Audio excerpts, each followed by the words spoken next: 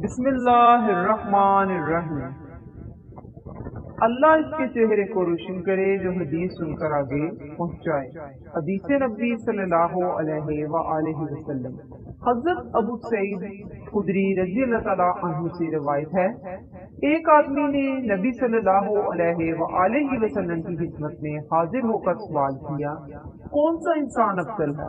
آپ نے فرمایا، اللہ کی راہ میں اپنی جان اور مال کے ساتھ جہاد کرنے والا۔ اس نے کہا، اس کے بعد کون سا افضل ہے؟ آپ نے فرمایا، وہ آدمی جو کسی گھاٹی میں اللہ کی عبادت کرتا ہے، لوگوں کو اپنے شر سے بچائے رکھتا ہے۔ سنن ابن ماجہ حدیث نمبر 3978۔ حضرت عبداللہ بن عمر رضی اللہ تعالیٰ عنہما سے روایت ہے، رسول اللہ صلی اللہ علیہ وآلہ وسلم نے فرمایا، مومن ایک سوراخ سے دو بار نہیں ڈسا جاتا۔ سنن ابن ماجہ حدیث نمبر 3983۔ امام شابی رحمت اللہ سے روایت ہے، انہوں نے کہا، میں نے حضرت نعمان بن بشیر رضی اللہ تعالیٰ عنہما کو منبر پر اپنے کانوں کی طرف انگلیوں سے اشارہ کر کے یہ فرماتے سنا، میں نے رسول اللہ صلی اللہ علیہ وآلہ وسلم سے سنا، آپ فرما رہے تھے حلال واضح ہے اور حرام بھی واضح ہے، اور ان دونوں کے درمیان کچھ شبہ والی چیزیں ہیں جن سے اکثر لوگ واقف نہیں، تو جس نے شبہ والی چیزوں سے اجتناب کیا، اس نے اپنے دین اور اپنی عزت کو بچا لیا، اور جو کوئی شبہ والی چیزوں میں مبتلا ہو گیا وہ حرام میں مبتلا ہو جائے گا، جیسے ممنوع چراگاہ کے ارد گرد بکریاں چرانے والا ہو سکتا ہے کہ نادانستہ طور پر اس کے اندر جانور چرا لے اور اس طرح مجرم قرار پا جائے۔ خبردار، ہر بادشاہ کی ایک ممنوع چراگاہ ہوتی ہے جس میں عام لوگوں کے جانوروں کا داخلہ ممنوع ہوتا ہے۔ خبردار، اللہ کی ممنوع چراگاہ سے مراد اللہ کی حرام کردہ چیزیں اور کام ہیں۔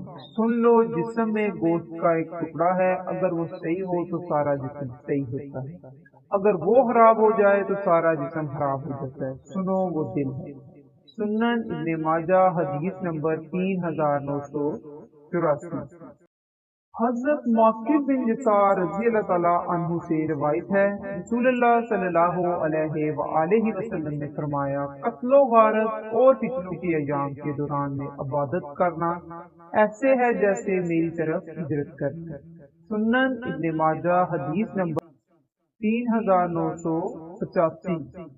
حضرت عمر بن خطاب رضی اللہ تعالیٰ عنہ سے روایت ہے، وہ ایک دن مسجد نبوی میں تشریف لے گئے تو دیکھا کہ حضرت معاذ بن جبل رضی اللہ تعالیٰ عنہ نبی صلی اللہ علیہ وآلہ وسلم کی قبر مبارک کے پاس بیٹھے رو رہے ہیں۔ انہوں نے کہا، آپ کیوں رو رہے ہیں؟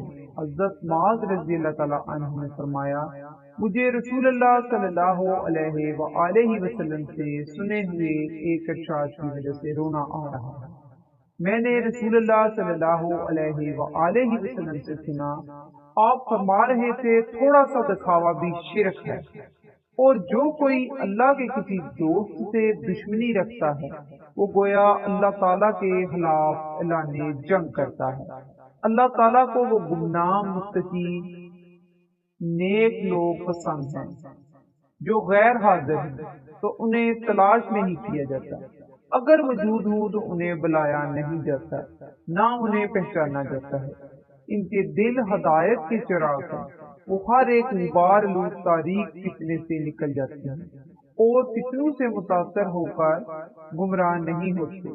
سنن ابن ماجہ حدیث نمبر 3989۔ صلی اللہ تعالی علیہ وآلہ وسلم۔